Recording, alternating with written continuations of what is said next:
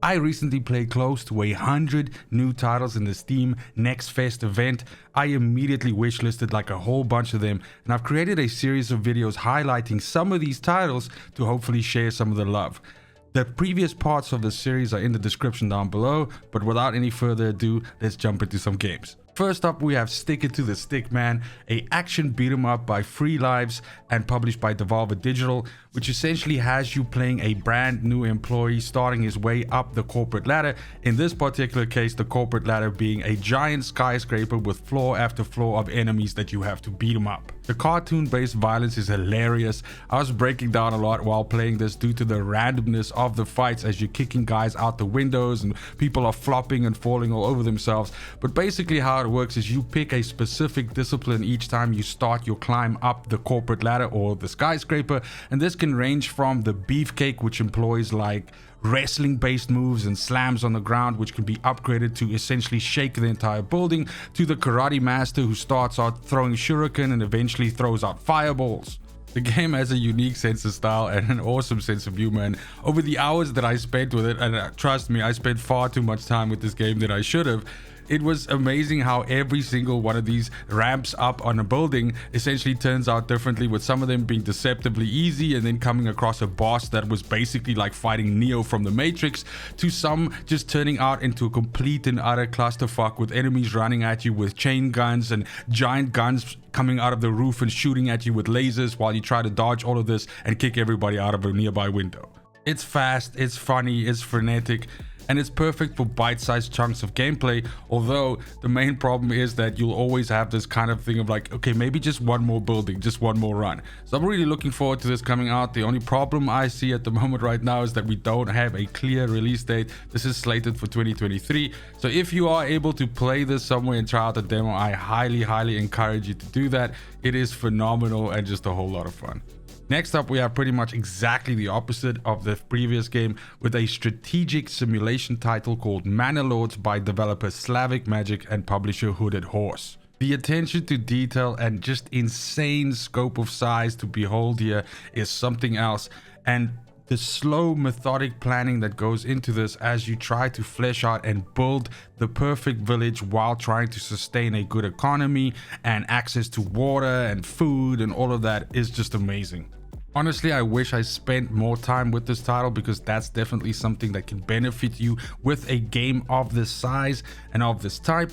I definitely dipped into the organic city building, which is something to behold here, as everything from crafting roads and setting up plots for different buildings can be completely free form guided and shaped in the way that you want. I also dipped my toes into resource management and figuring out a good loop that I was able to get access to everything that I needed.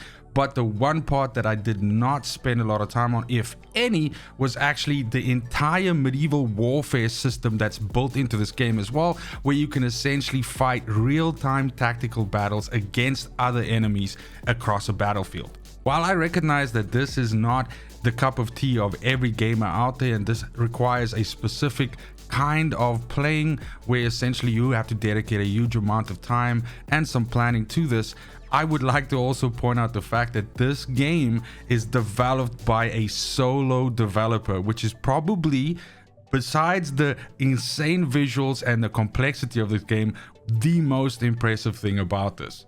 A labor of love from this developer. Clearly, I'll be keeping a close eye on this title, as right now there is no specific release date planned, and it has a TBA in its release page on Steam.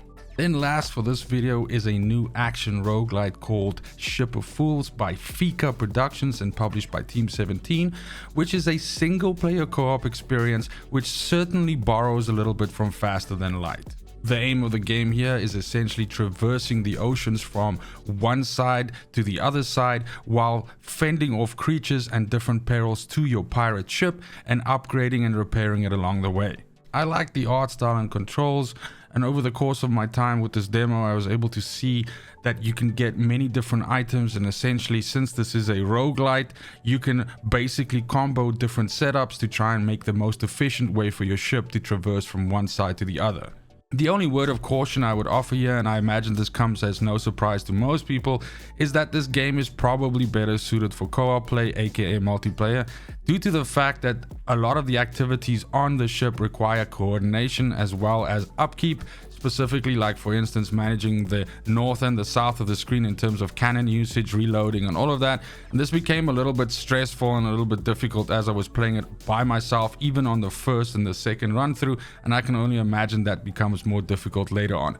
Definitely this will be a more easy experience and generally probably also a more fun experience playing it in a co-op situation, and that is probably what I'm looking forward to playing this as. You can choose from a roster of different characters to bring in to play with, and there are over 100 different trinket and artifact combinations that you can collect in the game, which certainly allows for a diverse amount of attempts, as is common with roguelites of this kind.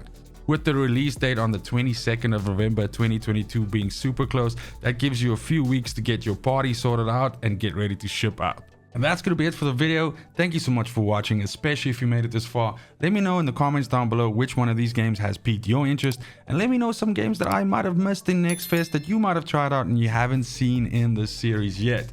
Other than that, it's just super important to me that you have a fantastic morning, afternoon, and evening wherever you are in the world. And until next video, fucking cheers. They want the best of me now, best of me now, best of me now, best of me. They want the best of me now, best of me now, best of me now, best of me. They want the best of me.